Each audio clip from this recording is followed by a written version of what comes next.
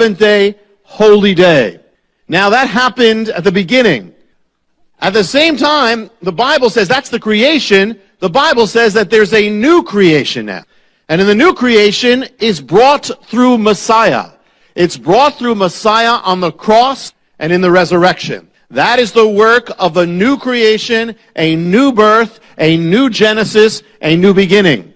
Now, since it's the same God and it's the same work of creation, of beginning, could there be a link between the two events, between the first creation and the new creation? The answer is yes. When did God finish the works of the creation? He did so on the sixth day. When did Messiah finish the work of the new creation, his labor? He did it on Friday. What is Friday? The sixth day. What was the day of the creation of man? The sixth day. What about the new creation of man? The sixth day. And what is the day of the redemption of man? The sixth day. Same day that God created man. When does the crucifixion take place? Sixth day. And you look at the timing and look at the way the first day began. When did the first day begin? In a sense, it was Sunday, though it wasn't called Sunday. Yom Rishon in Hebrew, that first day at the beginning of Genesis. When did it begin? It began at night. The Bible says always that it was first night and then it was day, the opposite of the way we think in the West. In the Hebrew calendar, it always begins at night. Every holiday, as you know, begins when the sun goes down. The sun goes down, it is Erev, it is evening, the new day begins. That's why it's not just because of the Hebrew holidays. Every day on the calendar is like that. It's just you note it when the Hebrew holiday comes up that you only start at sundown. So the first day, the reason why that is because it's in Genesis that way. That first there was evening, and then there was morning. So every Hebrew day begins at sunset of the day before, and ends at sunset of the day after. So therefore, the sixth day is Friday, but when on the biblical calendar would the sixth day begin? Not Friday, but Thursday. It begins Thursday night. The sixth day begins at sundown on Thursday. Is that significant? Very. Because that's the exact time when, in a sense, the passion of Messiah begins. That sixth day begins Thursday night at sundown with what? With the beginning of the Passover Seder. It starts at sundown. It's the Last Supper. He's talking about his death. He is overseeing that meal that's all about his death. It's beginning on the day of man, because he's going to die for the sins of man. And he's going to redeem man from the curse. So it all begins that way. You know, in the beginning, man, when he was created, was brought into a garden on the sixth day. On the sixth day of this new creation, Messiah is brought into the Garden of Gethsemane. And there, his death is prepared for. On the sixth day, he is crucified. The sixth day. And in Hebrew, you know, again, night and then day. It has to go from sunset Thursday to sunset Friday. So the work of the redemption has to end before the sun goes down on the sixth day. That's why it ended when it did. He's on the cross for how many hours? 6 hours. The number of man for the sins of man, for the redemption of man. And then at the sixth hour, he cries out, "It is finished," which is Friday afternoon. The sun is going down. And then it goes down, and he is brought into the tomb and laid down. It's over. His works are over. And then comes what? Then comes the Shabbat, the Sabbath. What does he do on that seventh day? He rests. He rests in the tomb, just like God did at the beginning. God ceased from his works. He finished his works on the sixth day, rested on the seventh day. Messiah does the exact same thing. I mean, even in his death, he observes it all. You know, we look at the Sabbath in the Orthodox and how they do it, and we see it only often as a burden, legalism, and that's often what it can become. But we tend to see it not really what it is. You know, the Sabbath is in its nature something beautiful. The Sabbath was made for man. You know, Sabbath is about shalom. It's about peace. It's about a peace that often many believers don't have. And I want you to open up to Hebrews 4 to put this together, Genesis and Hebrews 4. And Hebrews 4 speaks also about the Shabbat, the Sabbath. And here's what it says. Verse 4. Hebrews 4, verse 4. And I love Hebrews. I love the way this talks.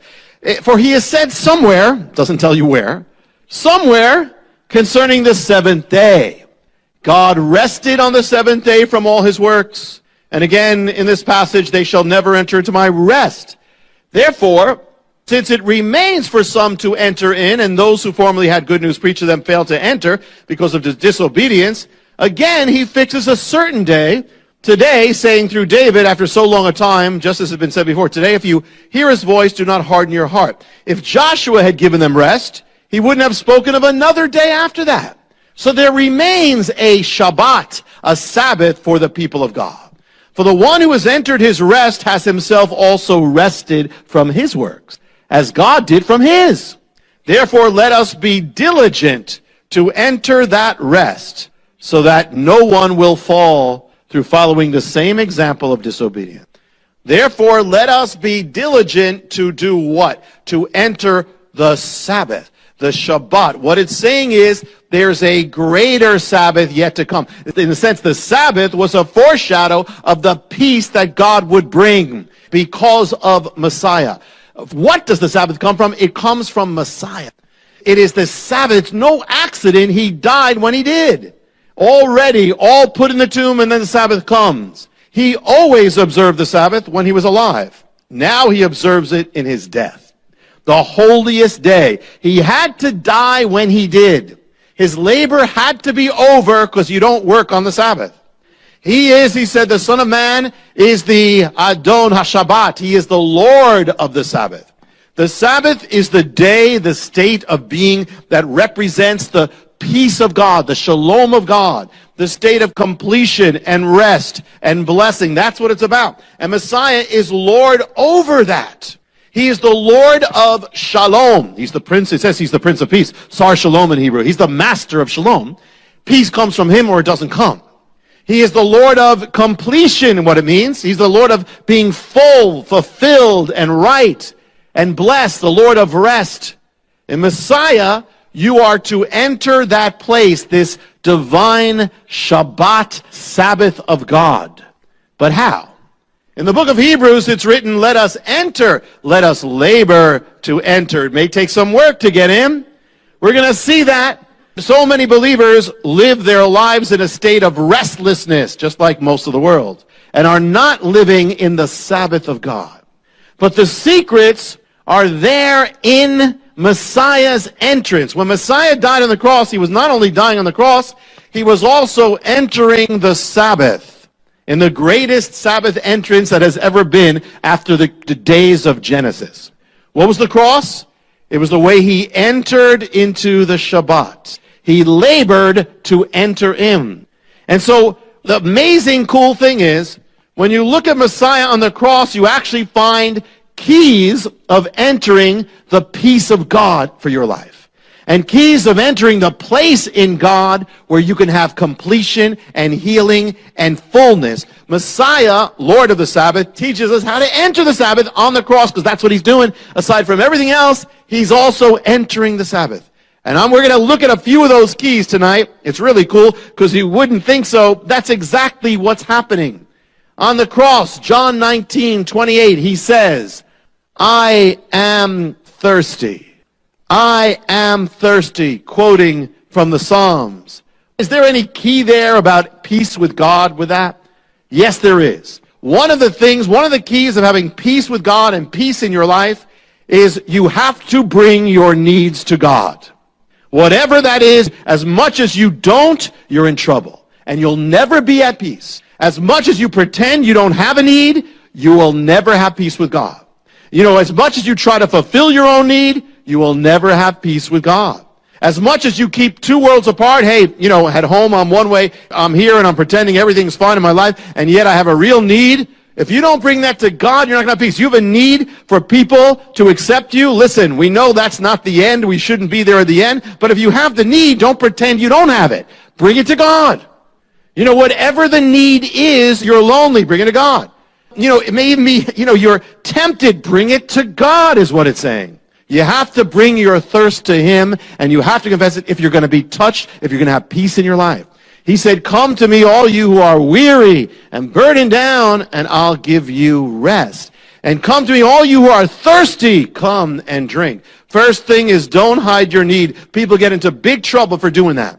And some of the great saints of God, David got into big trouble for keeping kind of two things in his life and pretending he didn't have that need. God said, why don't you come to me? The thing is, whatever it is, even if you're being tempted, that's a need, bring it to God. God is never saying, don't bring it to me, I don't want to touch. He never says, I won't deal with it. He'll deal with it. Bring it to God. And he's there. Next thing he says on the cross, another key to the Sabbath of God, of Messiah.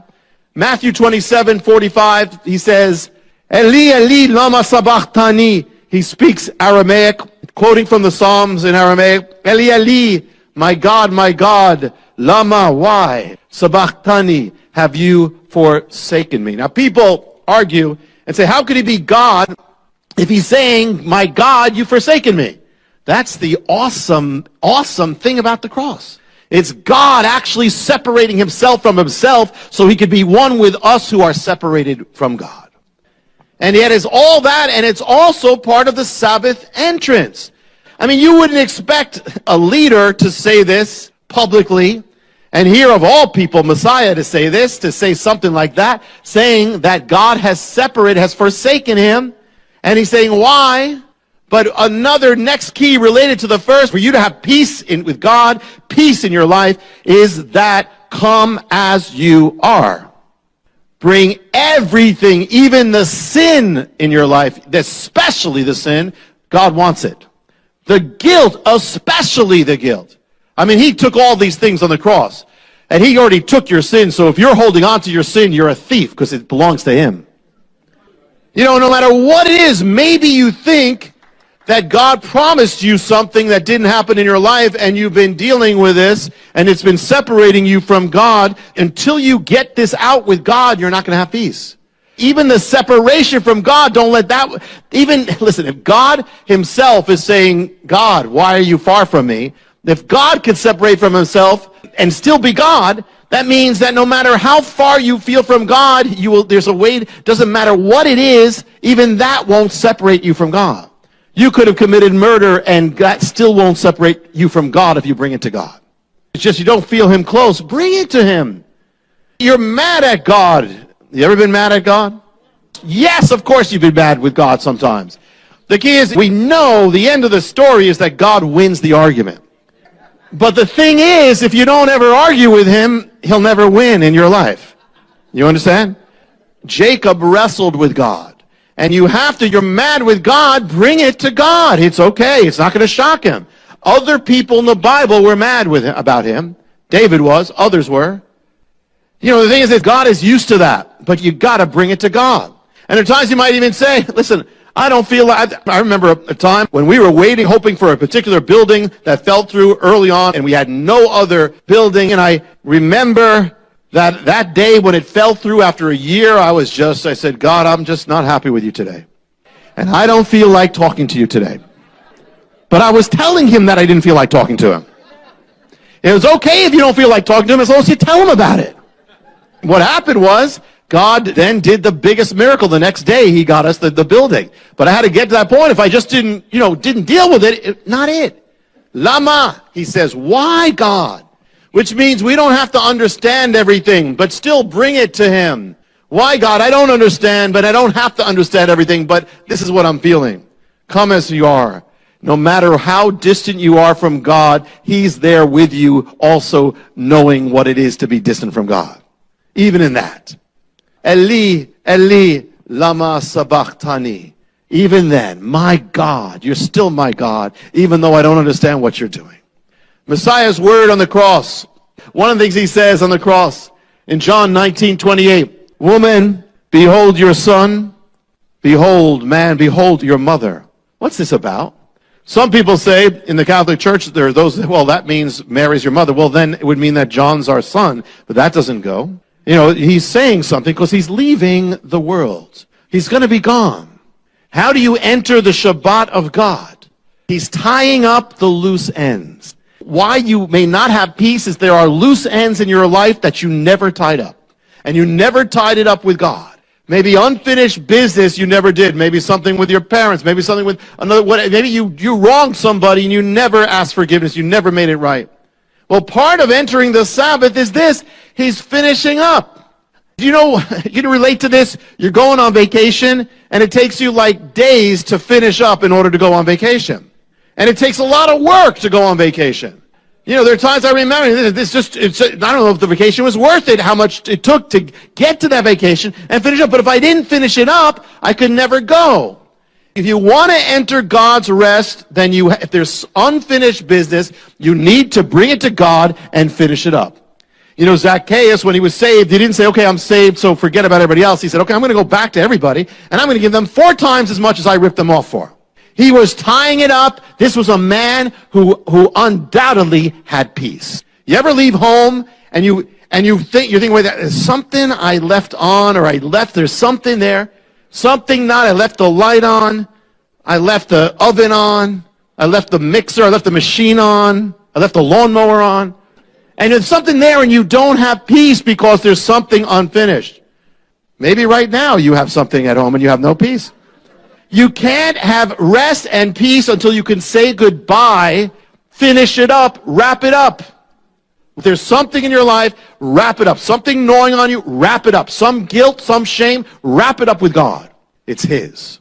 Messiah on the cross in Luke 23:34, He said the most awesome words, Father, forgive them, for they know not what they do.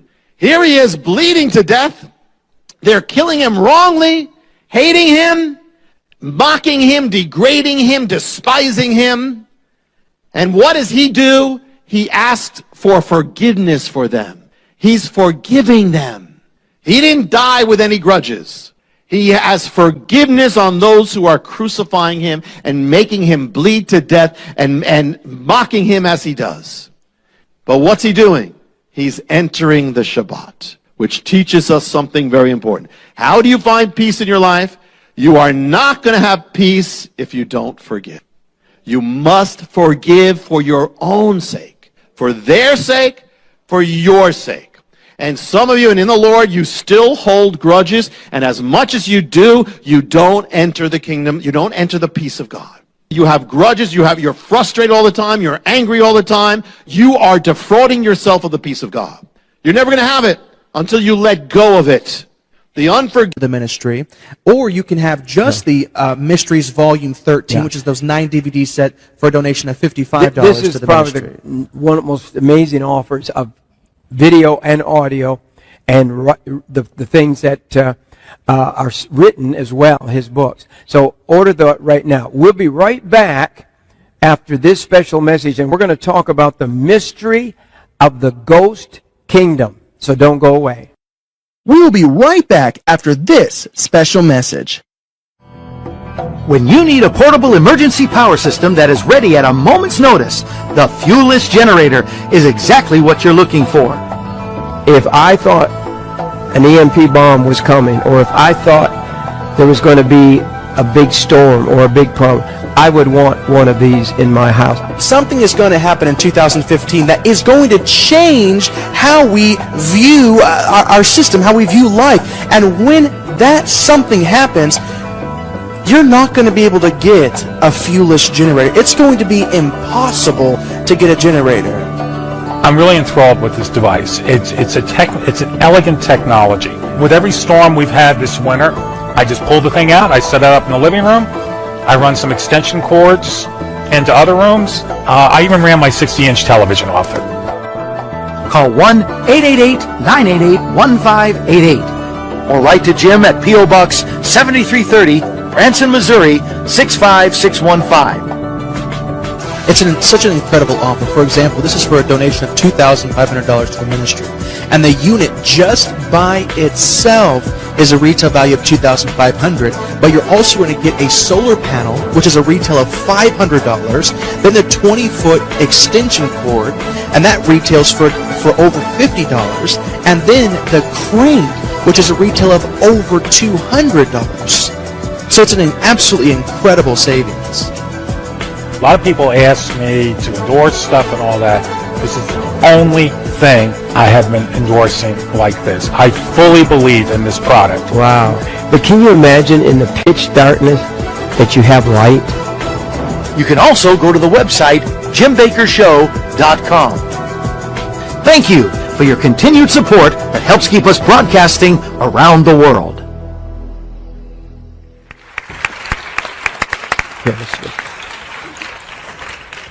Rabbi, one of the messages in your new series, the Mystery Volume 13, is the mystery of the ghost kingdom. That really intrigues me also. You have some real mysteries there. Sound like Hardy Boy books to me, you know. Mm-hmm. So the mystery of the ghost kingdom. Yeah. What does that mean? Well, this is linked to Daniel. Let me start this way. When I was growing up, there was a movie called "It's a Mad, Mad, Mad, Mad, Mad World." Oh yeah, and it was very funny. I saw that one when I was a kid. At one point, they're looking for this treasure. Some of you, and they're looking for, and they say it's under the big W. And they're walking around this park looking for it. They're going all around, and right there, it's in front. But it's so big they don't see it. I mean, it's right there in their faces, but they don't see it. Well, this is a prophetic. I want to share a prophetic end-time mystery that is like that big W. In other words, it is so big, and it's right there, and we, for the most part, have not seen it. This is going to be kind of a whole new take on it. And beginning with Daniel 2. Daniel sees the statue of the kingdoms that represent the four great empires of the world. The last one being the fourth one is the Roman. It's the final form. It's going to be the end-time kingdom as well. So he sees all that there. Now, this is what he says about that fourth kingdom. Daniel 2 says this, verse 33, his legs were of iron, his feet part of iron and part of clay. So the Roman Empire is represented by the legs and then the feet. And then verse 40 says this, the fourth kingdom shall be as iron breaks in pieces and subdues everything, all things. As iron breaks all these things, it will break in pieces and bruise. And where you saw the feet and the toes, part of the potter's clay and part iron, the kingdom shall be divided. But there shall be in it of the strength of iron, as much as shall the iron mixed with the clay. And as the toes, the feet were part iron, part clay, the kingdom shall be partly strong and partly broken. And where you saw iron mixed with the miry clay, they shall mingle themselves with the seed of men, but shall not cleave to one another, even as iron is not mixed with clay. All right.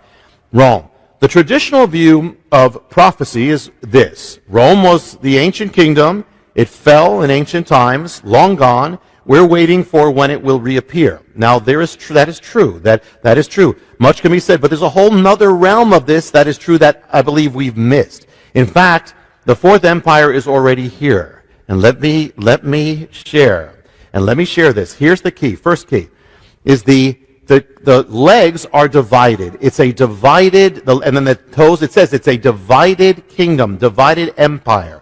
And so it is divided in clay, iron, divided with the legs, divided there. It's an empire of division or duality. Two things, Rome, iron and clay. Rome was made up of the Romans, was also made up of peoples from all nations. Rome was divided literally into east and west. It became the Eastern Empire and the Western Empire. Rome is also divided in time. It stood then in ancient times. It will stand again in the end times, solidified. So it's a divided essence is what we see here. What if the fourth empire, Rome, didn't end, still exists in a different form? It will exist in a solid form at the end, but what if iron breaks into pieces, but clay, it says, is broken? So it breaks, but it breaks other things, but it also gets broken, and by doing that, it subdues the world. What is that? There are different ways of subduing the world. What if the Roman Empire, by actually breaking, has been part of subduing the world? Rome is gone, or is it? The picture we have is Rome falling in 476 AD. The Germanic tribes come in, wipe it out. But what people don't know, by that time, Rome was already made up, the army was already made up of Germanic tribes of Rome. Much did not change when that happened. In fact, they even have a hard time making a real date of if it ended. It actually, the barbarians, who we say took over, continue to recognize the Roman Empire and said they are under the Roman Empire. Medieval civilization, Middle Ages, feudalism, was actually a carryover of Rome. It was just Rome breaking apart. It was the same thing. The language of Europe then was Latin, which is the language of the Roman Empire. It did not stop. 800 AD, Charlemagne is crowned emperor of the Romans. This is long after Rome was supposed to be gone. is crowned the Holy Roman Emperor. Rome will remain the center of civilization for over 1,000 years. Most of us learned in school about what we call the Renaissance. What's the Renaissance? The Renaissance is the rebirth of what? It's the rebirth of Roman culture. It was all about Rome culture infusing everything. The year 951 AD, the Pope crowns the German emperor or conqueror Otto as king of what? The Germany? No, of the Romans. He's one of those. It starts the Holy Roman Empire. We've heard about the Holy Roman Empire. This is a continuation of Rome is happening, and one of those Holy Roman empires is called Charles V. One of his little piece of land was part of America. Now, America under this emperor of Rome. Now, this is the fourth beast, but it goes much farther. What's happening is that Rome actually did not end. I mean, in one sense, it spread through the world. It's been spreading through the world. Wow. It's been leavening the world. You can travel the world and look at capitals of the world, and all over you'll find their buildings are made to represent Rome. All over the world. Roman law is the basis of much of law that is still all over the world. When the Holy Roman Emperor fell, or the empire fell, out of it was born Germany. The leader of Germany was called what? The Kaiser. What is Kaiser? It's Caesar. It means Caesar. Oh. Kaiser is simply the German way of saying Caesar. So here you have the Holy Roman, then you have that. 20th century. The century of fascism, totalitarianism. Where does that begin? Begins with Mussolini. What was he trying to do? What was it? It was the revival of Rome. Hitler followed it for Nazi Germany. Where do you get the word fascism from? The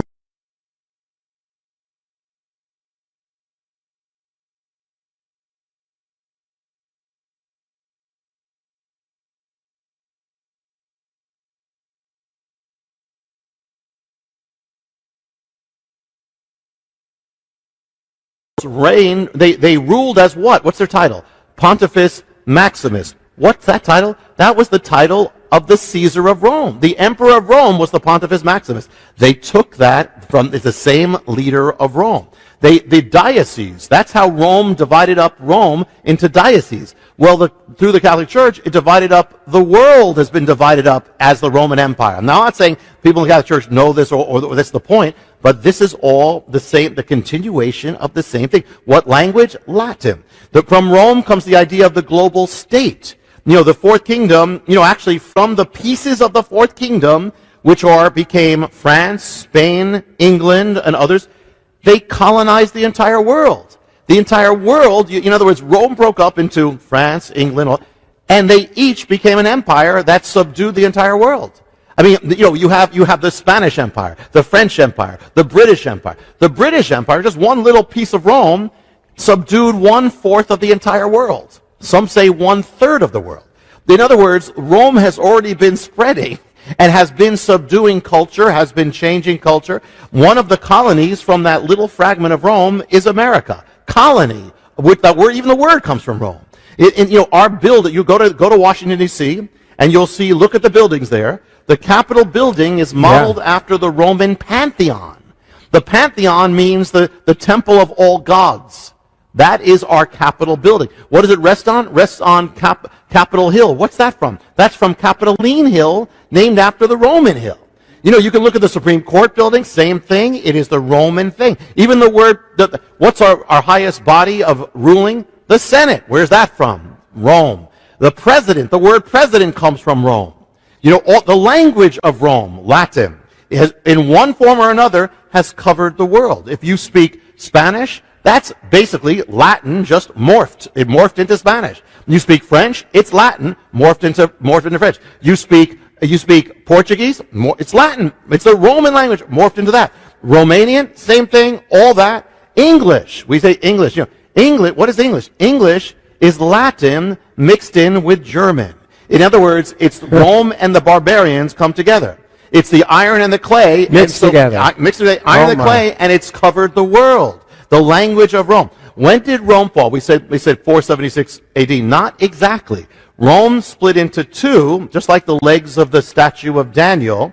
And the East and West. Well, the Western Empire, we said...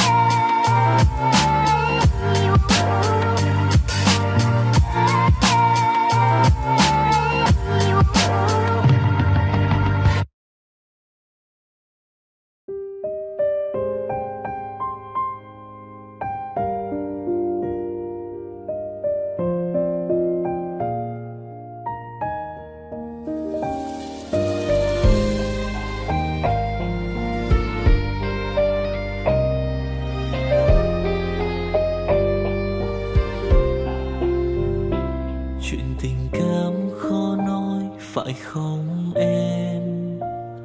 Chuyện tình yêu đâu biết được ngày mai. Rồi hôm nay em bên ai, nhìn em khóc trên vai. Thôi hãy quên đi, về với em hiện tại.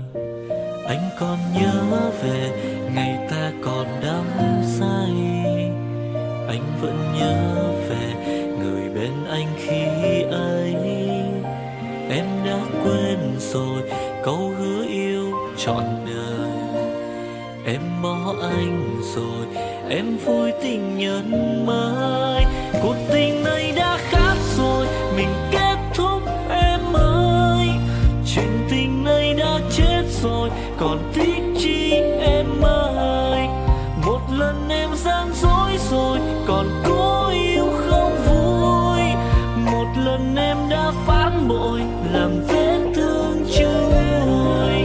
Thì anh vẫn sẽ mỉm cười, người khác làm em vui.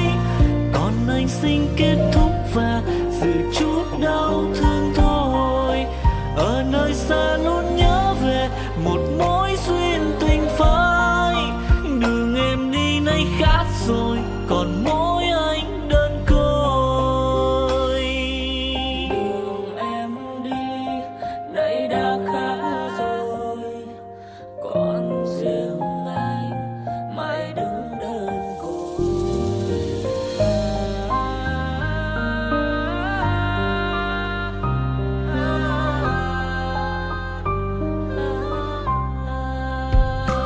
Anh còn nhớ về ngày ta còn đắm say. Anh vẫn nhớ về người bên anh khi ấy. Em đã quên rồi câu hứa yêu trọn đời. Em bỏ anh rồi, em vui tình nhân mới. Cuộc tình này đã khác rồi, mình kết thúc em ơi. Chuyện tình này đã chết rồi, còn tiếc chi em ơi. Một lần em gian dối rồi, còn cố yêu không vui. Một lần em đã phản bội, làm vết thương chưa nguôi. Thì anh vẫn sẽ mỉm cười, người khác làm em vui. Còn anh xin kết thúc và giữ chút đau thương thôi. Ở nơi xa luôn nhớ về một mối duyên tình phai. Đường em đi nay khác rồi, còn mỗi anh đơn côi. Cuộc tình này đã khác rồi, mình kết thúc em ơi. Chuyện tình này đã chết rồi, còn tiếc chi em ơi.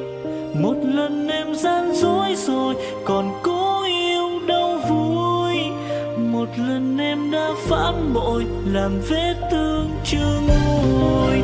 Thì anh vẫn sẽ mỉm cười, người khác làm em vui. Còn anh xin kết thúc và giữ chút đau thương thôi. Ở nơi xa luôn nhớ về một mối duyên tình phai. Đường em đi nay khác rồi, còn mỗi anh đơn côi. Ở nơi xa luôn nhớ về một mối duyên tình phai.